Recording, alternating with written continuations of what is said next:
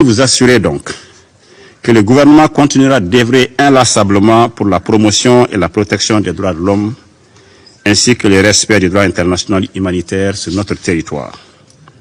Cependant, le Mali se dressera avec force et avec la même énergie contre toute utilisation de la question des droits de l'homme à des fins politiques ou de déstabilisation.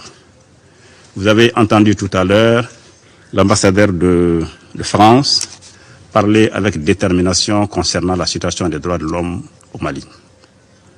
Je voudrais tout simplement vous dire qu'il a eu une mémoire sélective lorsqu'il a parlé spécifiquement du cas de Moura.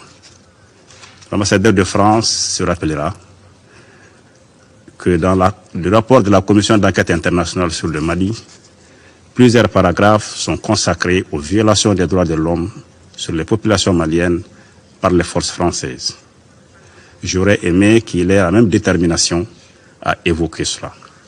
Deuxièmement, j'aurais aimé que l'ambassadeur de France, s'il n'avait pas la mémoire sélective, dise à ses conseils qu'en janvier 2021, les forces françaises ont transformé une célébration de mariage en deuil national au Mali, à Bounti.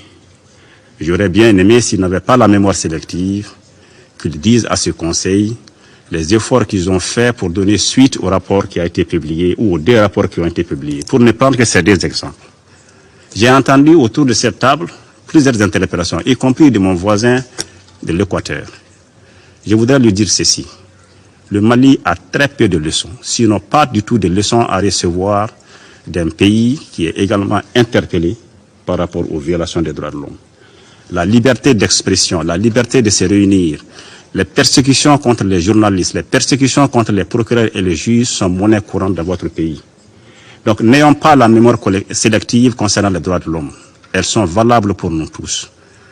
Donc je voudrais rassurer tout le monde, nous restons déterminés à travailler avec vous à l'amélioration de la situation des droits de l'homme, mais nous sommes opposés à la politisation et à la stigmatisation concernant cette question spécifique. Je n'ai évidemment pas l'intention de polémiquer avec le représentant du Mali. En effet, tout ce qui est excessif est insignifiant. Et ce qu'il vient de nous dire concernant mon pays était excessif et donc insignifiant. Je voudrais juste rappeler deux choses.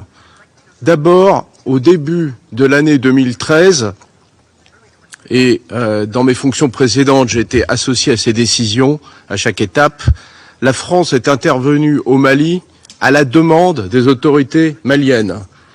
Au début de 2013, le Mali faisait face à une offensive d'Al-Qaïda au Mali, dont les forces progressaient vers la capitale et auraient pris le contrôle intégral du Mali à quelques jours près, à 24 heures ou 48 heures près. Au début de 2013, qu'on le veuille ou non, c'est l'armée française qui a sauvé l'indépendance du Mali, qui sinon serait tombée aux mains d'un groupe terroriste, Al-Qaïda au Maghreb historique, au Maghreb islamique et ses autres partenaires. Première chose. Deuxième chose, depuis le début 2013, ce sont 50 soldats français qui sont tombés au Mali pour la défense de l'intégrité, de la souveraineté et de la paix au Mali. Pour rien d'autre. C'est ce qui s'est passé.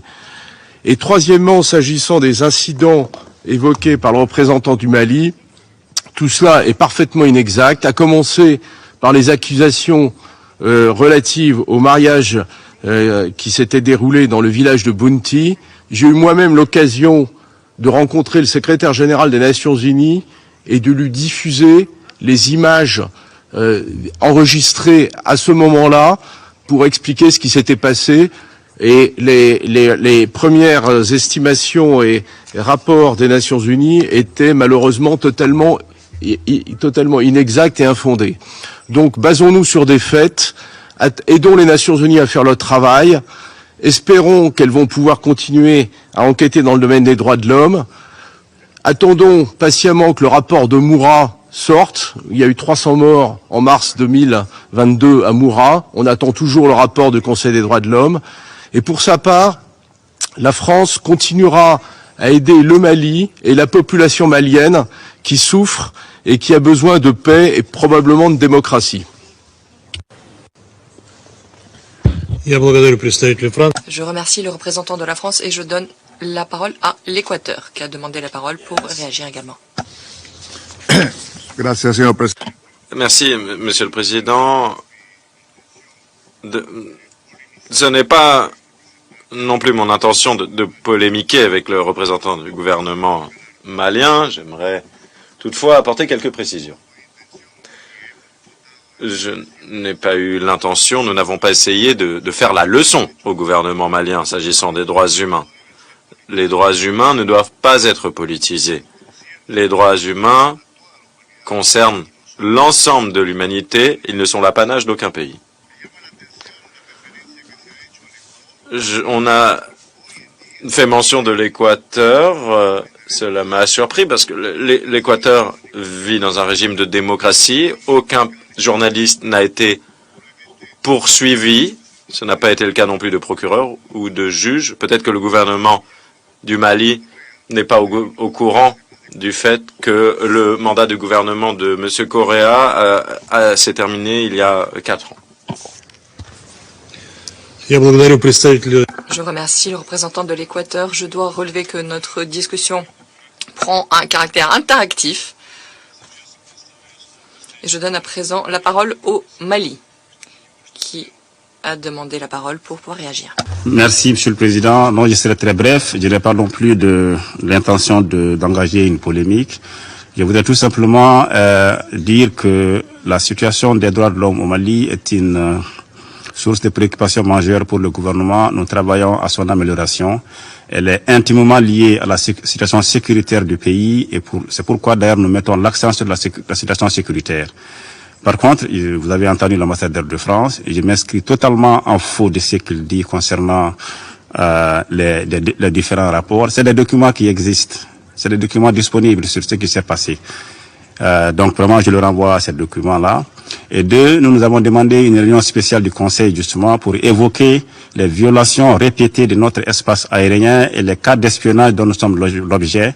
Je pense que c'est l'occasion, si l'ambassade de France le veut bien, elle peut lever, la France peut demander, peut lever les restrictions, peut lever justement les blocages pour la tenue de cette réunion. Nous aurions l'occasion de mettre nos preuves sur la table. Donc encore une fois, notre souci majeur, c'est la sécurité du peuple malien, c'est des réformes politiques et institutionnelles, c'est ce que nous faisons. Et je reste ouvert à engager la discussion avec mon ami de l'Équateur et avec l'ambassadeur de France. Je suis sûr qu'il y a un espace pour qu'on se comprenne, mais arrêtons de politiser la question des droits de l'homme. Merci, Monsieur le Président. Je remercie le représentant du Mali. Je n'ai plus d'intervenants sur ma liste. J'invite les membres du Conseil à se rendre en consultation officieuse pour poursuivre